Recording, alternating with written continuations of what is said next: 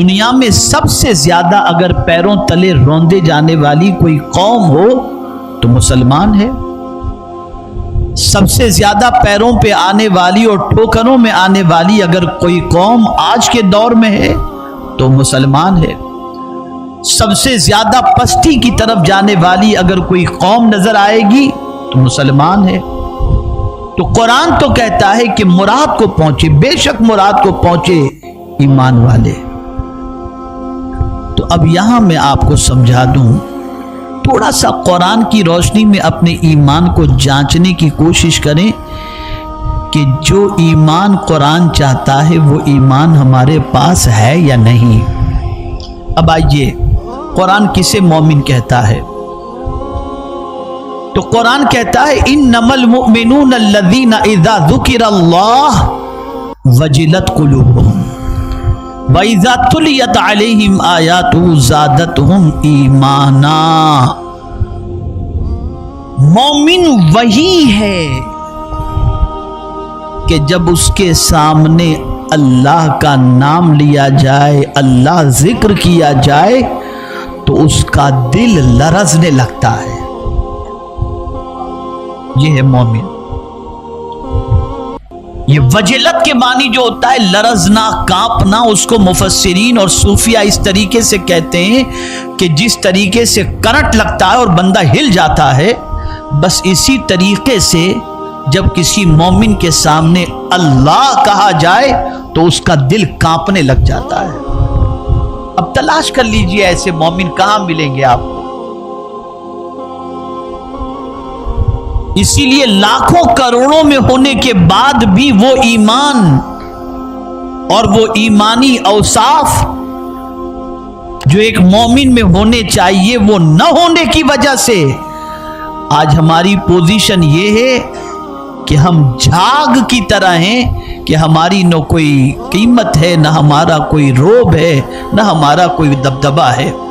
اور جن کے پاس ایسا ایمان تھا کہ ان کے سامنے اللہ کہا جائے تو دل لرزنے لگ جائے، تو وہ تنہا تھے تو لاکھوں پر بھاری تھے. وہ تنہا تھے تو لاکھوں پر بھاری تھے. اور پھر قرآن کہتا ہے وَإِذَا تُلِيَتْ عَلَيْهِمْ آيَاتُهُ زَادَتْهُمْ ایمانا. اور جب ان کے سامنے آیات کی تلاوت کی جاتی ہیں تو ان کا ایمان بڑھتا چلا جاتا ہے.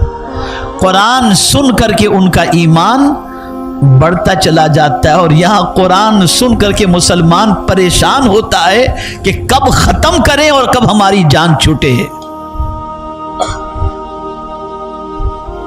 ہے کسی میں قرآن سننے کی لذت کا جذبہ؟ تو ہمارا حال تو یہ ہے کہ قرآن سن کر کے ایمان بڑھنے کی بجائے معاذ اللہ طبیعت میں بورنگ محسوس ہوتی ہے. اس سے آپ اندازہ لگا سکتے ہیں کہ ہمارا ایمان کتنا کمزور ہے. صحابہ کا ایمان دیکھیں کہ رات کو جب ان کو نیند آنے لگتی تو وہ اپنی نیند کو اڑانے کے لیے قرآن کی تلاوت کیا کرتے. ایک جنگ کے موقع پر صحابہ نے خیمے نصب کیے اور ایک صحابی کو پہرا دینے کے لیے مقرر کیا گیا کہ قافلے والے خیمے کے اندر آرام کریں گے اور آپ میں کون ہے جو پہرا دے گا، رات بھر شب بیدار، رات بھر جاگ کر کے اس خیمے کی حفاظت کرے گا، صحابہ کی حفاظت کرے گا. ایک صحابی تیار ہوئے اور وہ رات بھر جگنے کے لیے اور پہرا دینے کے لیے آمادہ ہوئے. جب سب سو گئے تو رات کے آخری پہر میں ان کو بھی جھپکیاں آنے لگی. تو وہ کیا کیے، وضو کی اور کھڑے ہو گئے قرآن پڑھنے کے لیے. نماز شروع کر دی اور قرآن پڑھنا انہوں نے شروع کیا. اب قرآن میں اتنے مو ہو گئے تھے کہ دشمنوں نے دیکھا کہ یہ تو نماز میں ہے، اب پہرے دار نماز میں ہے، سب سو رہے ہیں، چلو تیر کی بارش کی جائے. تو مسلمانوں پر تیروں کی بارش جب ہوئی تو تیروں کی سرسر کی آواز بھی ان کو نماز سے ہلا نہ سکی. صحابہ بیدار ہوئے، اور بیدار ہو کر کے ان کو محسوس ہوا کہ تیروں کی بارش ہو رہی ہے، باہر دیکھ کر کے باہر نکلے اور دیکھا پہرے دار کیا کریں، تو دیکھا پہرے دار تو نماز کے اندر مصروف ہیں۔ اللہ اکبر، سرسر کی آواز جو ہے یہ سونے والوں کو تو جگا دی، لیکن جو نماز میں مصروف تھے اس صحابی کو پتہ ہی نہیں چلا۔ جب نماز انہوں نے ختم کی تو لوگوں نے پوچھا کیا تمہیں نہیں معلوم کہ دشمنوں نے تیروں کی بارش کر دی؟